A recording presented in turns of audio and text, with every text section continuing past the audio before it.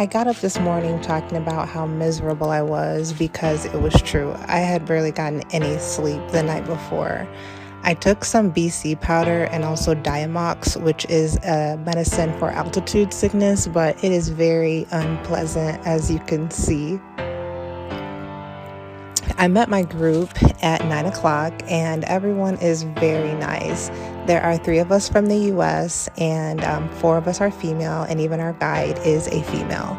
We took a gondola ride up to our starting point for the day, and once we got up there, it was very picturesque, and so we took the opportunity to take some photos before we started the hike.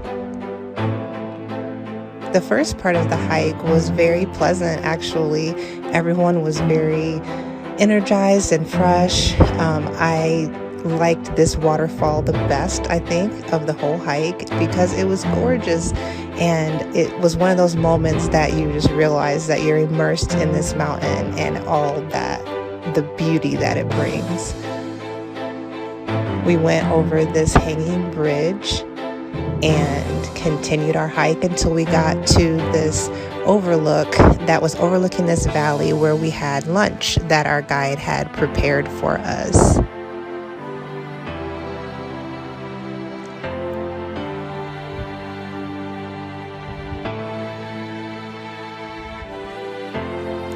Once we got down into the valley, we saw these refugios, and this is where some people stay when they stop during their hike in the Alps.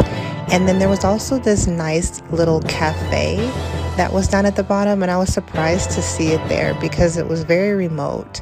The hike ended in a pine forest, and there were a few ups and downs as we traversed the pine forest. And then we got out in this small village where we currently are. And I was so happy to feel a bed finally, and I fell out, as you can see. So today I pretty much trashed my room as soon as I got in here because I was so darn tired, but here it is. It's a much bigger room than the one yesterday. Actually, it even has an extra bedroom with 2 bunk beds right here. So that would be nice for families. It has a nice bathroom. And my favorite part of this bathroom is the towel warmer because I was able to wash the things that I had on and dry it off on the towel warmer so that they won't be all sweaty and gross the next time I have to wear them. And this one has a really nice view as well. Here is my view out of my window. It looks a lot different because now I'm higher up in the Alps and they're not towering over me anymore.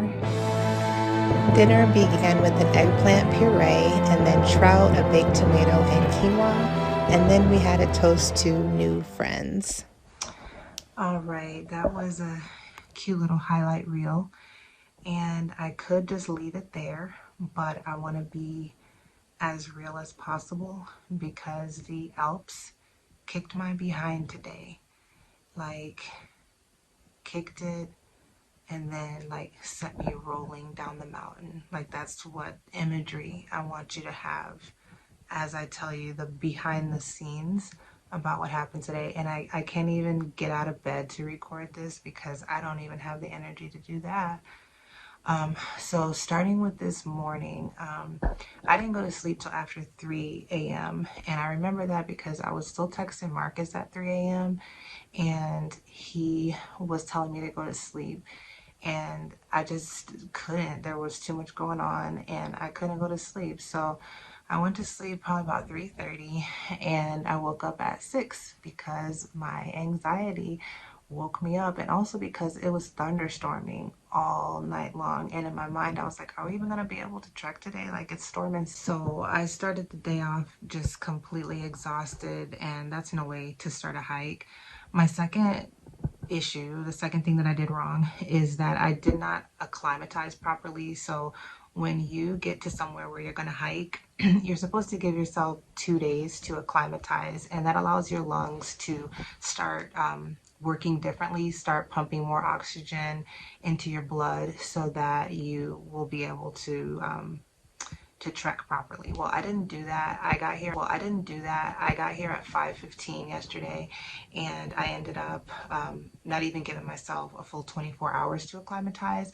So that trek up to the lunch spot that I was talking about was really hard on my lungs. Like my lungs were burning so badly, and I couldn't breathe. So I really fell behind the group, and I hate that because I don't like being the weakest hiker. Like, I'm always the weakest hiker. Why am I always the weakest hiker?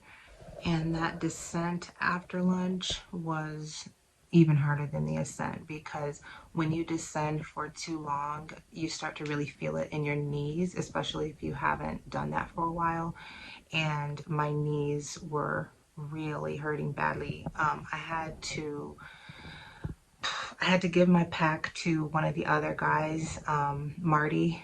He took my pack, and then one of the other guys, Warren, he slowed down so that it could he could stay with me, and then the guide could go ahead and lead from the front, because the guide, she's not allowed to leave anybody behind. But as nice as that was, and it was very nice of both of them, I just hate being the person that everyone has to help, you know? Like, I want to be with everybody else. I don't want to be like, oh, we have to help. Yeah, she's way back there. I don't like being that person. So at the bottom of that valley where I showed you the picture of that cute little cafe, while everyone else was eating and drinking, guess what I was doing? I was clipping my toenails. Because the boot was basically my toe was banging up against the front of the boot every step that I took, and I kept sliding around, and I was really focused on not trying to fall or twist my ankle or break my ankle or fall on my knee, because then what? I mean, then what am I gonna do? So I clipped my toenails because on Kilimanjaro I lost a couple toenails and it took forever to grow back, and I don't want that to happen again. Like, that's gross. Number one, not to have any toenails. And I want on my toenails. So I clipped them, and I think it helped a little bit, but I still felt it every time we descended from then on.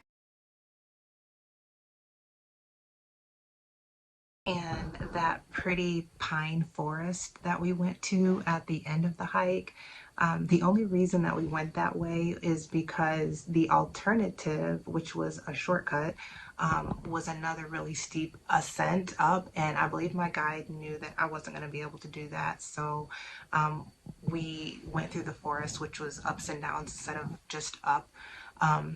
I kept looking at my iWatch because my heart was beating at more than 170 beats per minute, which would indicate that I was running. But really, my body was just trying to pump more oxygen into my blood, which is what it's supposed to do when you're acclimatizing. But my body just kept telling me to stop, to slow down. But I was just walking, I couldn't slow down. So it felt like I was running for hours, and I don't run for hours like that. So it was really hard. When we got into this village that we are currently in, I was so happy when I saw like houses and civilization, but it was like another 2 miles to get to our hotel, and it felt like 5 miles, because you know how you get to that point where like, yes, we made it, and then you get even more tired. Yeah, that's where I was when we got to this village. And I even though we were like on the flat road, I was still behind. I was still behind everybody else. And when we got to the room, I just completely fell out. Like, I didn't have anything left. But I was glad that I was able to wash my clothes. But there's nowhere to dry them because that towel rack, it doesn't work, which I found out after. And it's raining outside again, so I can't even put them outside to dry. So I guess I'm gonna have wet clothes tomorrow. And I'm gonna have wet clothes in a plastic bag, and that just does not sound like a good combination. But I don't really have a choice. My dad told me before I left, he was like, yes, I think that you are underestimating this hike, but I didn't think I was, honestly, because the description said that we would be hiking from town to town and that we would be going like 5 hours a day, which I can walk for 5 hours a day. That's not a problem. Actually, that sounded pretty pleasant. Like walking through each town and waving to the children and stopping for ice cream. Like that's what I imagined. And that is not the kind of hike that this is. So I definitely did underestimate it, but I'm here now. I can't quit. I can't I can't slow down. I can't do any of that. So tonight I'm going to just pray that my trail legs have kicked in, that my knees, that the swelling in my knees goes down, and that I'm able to go back out there with a body that is acclimatized to the altitude and just keep on going. I I can't believe it's only day one, and yeah, the Alps kicked my behind today, and some of it is my fault. So lessons learned. But I do need to get some sleep tonight so that I can start out well tomorrow. So good night.